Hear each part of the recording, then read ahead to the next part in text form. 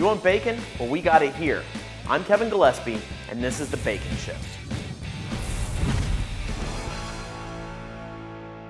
I'm here in Madisonville, Tennessee, at Benton's Smoky Mountain Country Hams to meet one of my idols and an absolute legend in the food world, Mr. Alan Benton. He's been making country hams and bacon the old-fashioned way for so many years now and selling them to chefs from New York to Los Angeles and even in Atlanta, where I myself have been using it for probably a decade at this point. This is my first time here and I finally get a chance to see how it's made, so let's go inside and check it out. Alan, good to see you. Kevin, I'm so excited. You finally made it up. It's been too long, but I'm glad to be here finally. Your bacon, your ham, it's so different than anything else that we can buy. So there's got to be some secrets. I mean, you don't have to give them all away, but you got to show me at least a couple of them while I'm here. My family and all my neighbors have been doing it in their backyard for centuries here, the way I make this product, but I'm always delighted to show people what we do. Let's find our way back there and see how this goes. Come on back. I'll show you what's going on. This is where the magic first starts. These fellows are using a mixture of salt and brown sugar.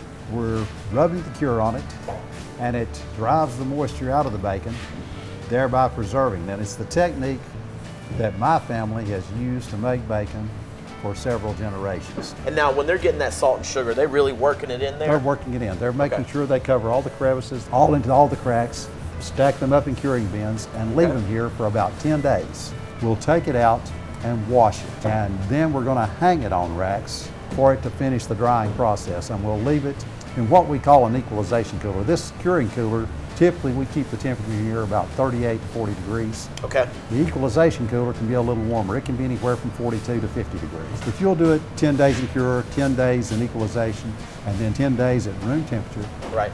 And then it's ready to smoke or sell or whatever you want. Beautiful. All right, well, boys, y'all got some work cut out for you, it looks like here, so we'll get out of y'all's way. You show me the next step out. All righty.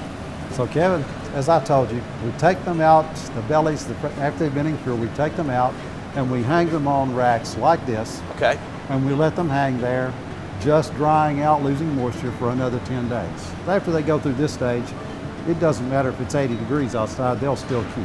They're preserved at this point. Perfect. And they're ready to age more when they come out of here. So we move them this way. And sounds good. Come on out and I'll show you.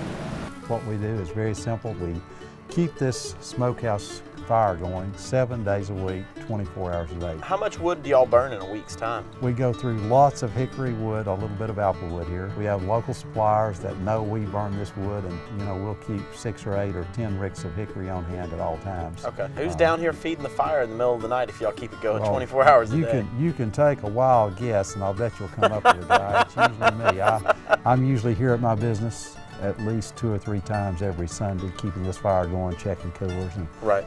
If you didn't enjoy what you do, you probably wouldn't do what I do. I truly enjoy what I do. I enjoy my customers. I enjoy the people who work for me, and I enjoy making the hams and bacon. So I don't get up in the morning dreading to come to work. So I feel like I'm a lucky man. Let's get on inside. All right, let's take a look. The smokehouse is basically full of pork bellies right now. Okay. They're just put in today, and they're going to stay in that smokehouse for about 3 days at a really intense smoke. How frequently are you putting wood in this thing? During the daytime, when we're here during the daytime, we're going to stuff wood in it 3 or 4 times a day. Okay. We'll load it down late at night to where it will hold fire all night long. And when it comes out of there and cools off for an hour, it's ready to slice and package. And if you'd like to, I'll take you up front and you can watch a girl slice and package a little bacon. All right, let's see some sliced bacon. That sounds good. Come on out. They look like this when they come out of the smokehouse. Beautiful mahogany color. They always make their way to me in the big giant form, so I got to see what they look like sliced up. The slab is the way I sell to lots of restaurants across the country. They like to slice it themselves so they can vary the thickness, but we sell some pre-packaged stuff to the retail consumers. And come on up and I'll show you what it's All right, I appreciate it. This is the last stage in the process. Randy is actually cutting these bacon bellies in 2. They're slicing and packaging right now in 1-pound packages. We vacuum seal it, and at that point we hope somebody comes in the door to buy something. This looks like quite a lot of bacon. Is this a standard day's run on slicing bacon? We do this 5 days a week. We're slicing and packaging bacon. Thank goodness people are coming in and buying it, because we'd have a lot of bacon on our hands if they didn't. So. Well, that's not the worst thing in the world, but still, I'm glad people are enjoying it. I know we love it. I know a lot of other chefs who absolutely love it, and I know that the people out there who get a chance to try your bacon are obviously going to fall in love with it too. Thank you so much. Well, thank you very much, Alan. I appreciate you having me here I'm today. It's delighted been you an came amazing up. experience for me. Thank you so much. Take care, Alan. Come back and see us. So there you guys have it. That's bacon from start to finish. The way that Alan's been making it for decades and the way his family's been making it for probably 100 years before that. So remember guys, if you want more bacon, make sure you subscribe.